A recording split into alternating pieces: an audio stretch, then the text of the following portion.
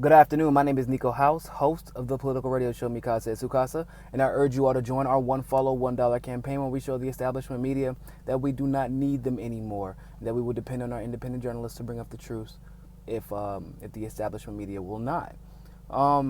Interestingly enough, Debbie Wasserman Schultz, IT staffer, federal investigation, DNC for a lawsuit in the midst, huge judicial committee investigation. And amongst all of this, right, you would think that would be the number one topic of the mainstream media. You would think that would be the number one topic for MSNBC, CNN, Washington Post, etc., etc. You would think that, right? Of course, well, most of you who have been watching me, you know better than that. Why would we expect anything less of the corrupt mainstream media? In fact, because so many people have been questioning why Debbie Wasserman Schultz hasn't been the main topic running through the news for 24 hours, they decided to throw another story at us. That's right, ladies and gentlemen, Seth Rich has been brought back into the picture seemingly out of nowhere. And to be honest, it's probably a gaslight.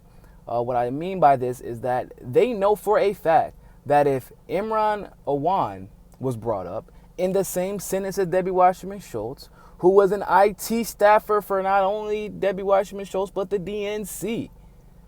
And this fellow by the name of Seth Rich just happened to pass away, who was also an IT staffer for the DNC. They know that somehow, some way, there might be some questions thrown around. Like, okay, what does Debbie Wasserman Schultz know about this death? Did she have anything to do with it? Imran Awan was working at the DNC and working for Debbie Wasserman Schultz.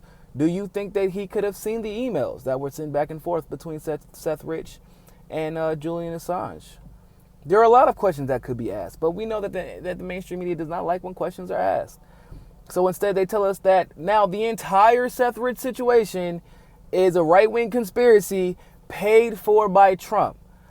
This has got to be the most frustrating story I have ever heard. And I mean, listening to Hillary Clinton's stories, Hillary Clinton stories, Donald Trump stories, and everything in between since 2015, that's saying a lot.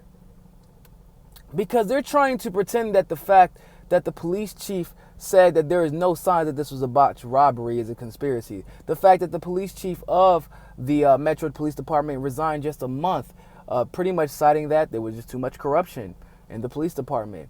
Even though she wanted to investigate the Seth Rich case, but some entity was not allowing her to. They want to pretend the fact that this neighborhood hadn't seen an armed robbery in about 20 years. There was one other robbery prior to that, but nothing violent. They had not seen a violent armed robbery in about 20 to 25 years. That was according to a resident who has lived there for the latter half of their adult life. They want to pretend that Seth Rich's murder, pretty much going entirely uninvestigated, is a conspiracy. That if we ask for anyone to be investigated, then we're conspiracy theorists. And that this is obviously another ploy by Trump to distract from the Russia saga, if you will. I'm perplexed. I have no idea what to do anymore or what to say. Or, like, if anybody believes that, they're a freaking moron. They're stupid. There's no way you can legitimately believe that this is some ploy by Donald Trump to distract from Russia. Seth Rich was dead long before the Russia thing became an issue. So, granted, his WikiLeaks, the leaks that he didn't make could potentially mean that that they could potentially have used the leaks to say that Russia was involved, but we all know that Russia was not actually involved in this. I'm not saying that Russia was involved in no way meddling in our elections. I'm pretty sure they were, just like every other superpower in this country was involved in everybody else's elections, whether it's us and the Balkan states, or it's Israel with ours, or Saudi Arabia with ours, or everybody's with ours and ours with theirs, and the cycle keeps continuing. It doesn't make Russia special in any way. But the facts surrounding the Seth Rich case are very real. And if you are chalking it up to conspiracy theory, then you are living in the dark blindly. And it seems like you are staying ignorant on purpose. And I hope that is not the case. If you have any questions, please feel free to message me and I will enlighten you. I will share you a few of my videos. In fact, I'll post some videos, the links below, for Seth Rich Part 1 and Seth Rich Part 2 and all the facts surrounding the case. With that being said, ladies and gentlemen, always remember, find your balance. Peace.